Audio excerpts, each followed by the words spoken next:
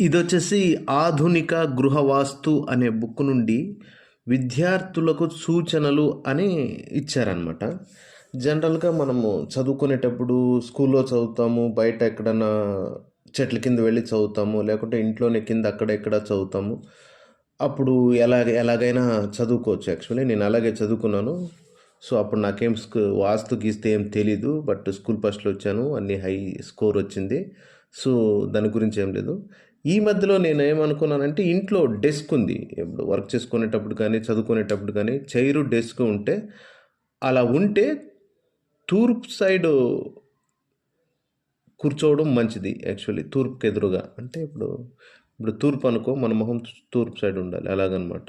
So, కూర్చుంటే కొద్దిగా comfort అనిపించింది. సో, మీరు ఫాలో అవుతే ఫాలో అవ్వండి. బట్ ఆ బుక్‌లో ఉండేది చెప్పాననమాట. బట్ నాకు కంఫర్ట్‌గా ఉంది అక్కడ మార్చినప్పటి నుంచి. థ్యాంక్